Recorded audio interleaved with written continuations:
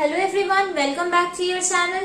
आज हम डिस्कस करेंगे इलेक्ट्रिक चार्जेस एंड फील्ड इस चैप्टर के नेक्स्ट पार्ट के बारे में। इस चैप्टर का अभी तक हम 3-4 पार्ट अपलोड कर चुके हैं, ये उसके बाद का पार्ट है। आज हम डिस्कस करेंगे कि what is electric field and how to calculate electric field. Okay, तो स्टार्ट करते हैं video. Before starting I will request you please like, share and subscribe the channel to get more videos like this. Okay, so let's start. What is electric field and how to calculate this? Okay. Suppose here a plus q coulomb charge is present and the distance of the point P is r from this plus q coulomb charge, and it is asked to you have to calculate the electric field at that point P. अगर आपको P पे कितना electric field है due to this charge ये calculate करने के लिए बोले तो आप क्या करेंगे?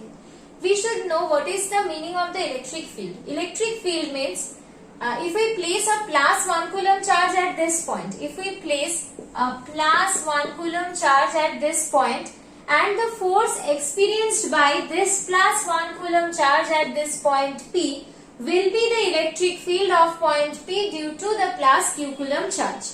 अगर हम एक प्लस 1 कूलम चार्ज को इस पी पॉइंट पे प्लेस करते हैं तो ये प्लस 1 कूलम चार्ज जितना फोर्स एक्सपीरियंस करेगा due to this plus Q coulomb charge, that will be the electric field of the point P. This is the definition of the electric field. Okay, so कैसे calculate करेंगे?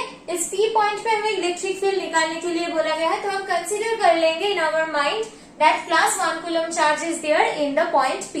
So plus 1 coulomb charge कितना force experience करेगा और कौन direction में करेगा?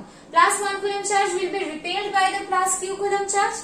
So the direction of the force experienced by the plus 1 coulomb charge due to this plus coulomb charge will be this, and the magnitude of the force will be 1 by 4 pi epsilon naught. The magnitude of this charge is 1 and this is q.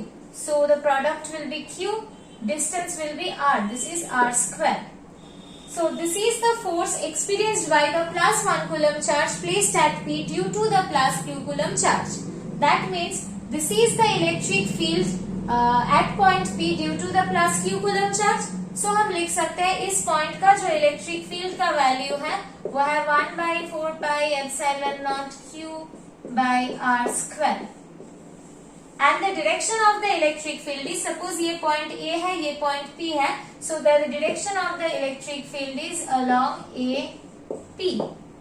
I hope this is clear to you कि electric field हमें कैसे निकालना है। किसी भी point पे तुम्हें electric field निकालने के लिए बोला जाए तो तुम माइंड में कंसीडर कर लेना कि उस पॉइंट पे प्लस 1 कूलम चार्ज प्लेस्ड है और तुम्हें कैलकुलेट करना है by using Coulomb's law that उस प्लस 1 कूलम चार्ज पे कितना फोर्स है और कौन डायरेक्शन में फोर्स जा रहा है। तो वो जो तुम्हें वैल्यू मिलेगा फोर्स का और डायरेक्शन मिलेगा फोर्स का, that will be the value of the electric field at that point and that will be the direction of the electric field also. Okay, so हम एक प्रॉब्लम कर लेते हैं how to calculate electric field का, तो हमें ये concept अच्छे से समझ में आ जाएगा। This is a square and the side of the square and the length of the side of the square are 2 metre. We have to calculate what is the electric field at point O। हमें निकालना है कि ये square का जो centre है O, इस O point पे इलेक्ट्रिक फील्ड कितना है due to this all charges. कैसे निकालेंगे मैं पहले बोल चुकी हूँ। जिस पॉइंट पे हमें इलेक्ट्रिक फील्ड निकालना है हम मन में कंसीडर कर लेंगे कि उस पॉइंट पे एक प्लस 1 कूलम चार्ज है और हम फिर निकालेंगे कि उस प्लस 1 कूलम चार्ज पे कितना फोर्स एक्ट कर रहा है कौन से डायरेक्शन पे, वही होगा हमारा electric field. Okay, so now we are considering a plus 1 coulomb charge as this point O। अब हम देखते हैं इस प्लस 1 कूलम चार्ज पे कितना फोर्स एक्ट करता है।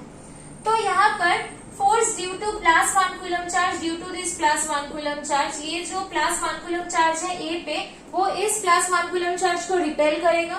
सो this will be the direction of the force FOA along their joining line the repulsion is occurring, and the force on O due to B, these are also same kind of charge, so ये B पे जो charge है ये भी इस charge को repel करेगा।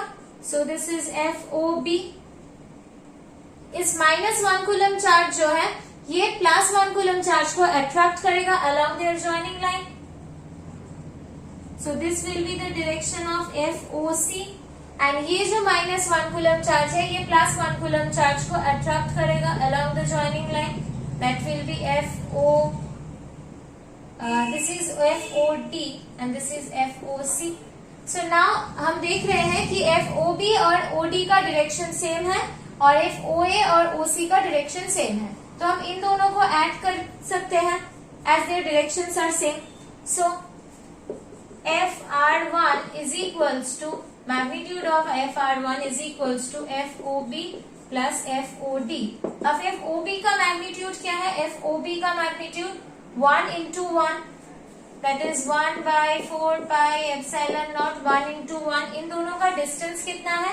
ये 2 मीटर है, तो ये डायगोनल होगा 2√2 और half of the diagonal will be 2√2 by 2 that is only √2। Okay, plus FOD क्या है? FOD is this, so 1 into 1 and the distance is also same, so 4 pi epsilon naught 1 divided by √2 square, so this will be 2 by 4 pi epsilon naught 1 by 2, this 2 will cancel out, 1 by 4 pi epsilon naught। This is the magnitude of FR1। FR1 कौन से दोनों force का resultant है? ये दो force का resultant है, तो यहाँ से हम ये दो फोर्स को डिलीट कर सकते हैं, हमें रिजल्टेंट फोर्स मिल गया, दैट इज FR1। अब हम FR2 निकालेंगे, ये दो फोर्स का रिजल्टेंट, तो ये दो फोर्स का रिजल्टेंट FR2 आप सेम प्रोसेस फॉलो करके निकालेंगे तो हमें मिलेगा 1 by 4 pi epsilon naught। Okay, and the direction will be along this, तो ये इस दो को हम डिलीट कर रहे हैं, दिस इज FR2। अगर आपको ये प्रोसेस समझ में नहीं आ रहा है, कुछ फास्ट लग रहा है, तो आप प्रीवियस वीडियो में जाके देख सकते हैं। हम लास्ट जो 2 वीडियोस है इस चैनल के, इसके पहले के जो लास्ट 2 वीडियोस है उसमें ये प्रोसेस बहुत डिटेल में डिस्कस कर चुके हैं। अगर आपको ये समझ में नहीं आ रहा है, फास्ट लग रहा है, तो आप पहले के वीडियोस देख लीजिए, तो आपको आसानी होगी। And the direction between and the angle between FR1 and FR2 is 90 degree। So now we have to calculate the net force, that is equals to √over FR1 magnitude का स्क्वायर प्लस FR2 मैग्नीट्यूड का square. आपको ये formula अगर समझ में नहीं आ रहा है तो ये वेक्टर एडिशन का फॉर्मूलाज है जो क्लास 11 में हम कर चुके हैं। इस वेक्टर एडिशन के फॉर्मूले की डिस्कशन भी हम लास्ट वीडियो में कर चुके हैं, वो आपको देख लेना है, ठीक है। तो हम क्या करेंगे, इन दोनों को स्क्वायर करके add, that is 1 by 4 pi epsilon naught square plus 1 by 4 pi epsilon naught square। From here we will get that F net is equals to √over 1 by 4 pi epsilon naught square, that is √2 by 4 pi epsilon naught Newton।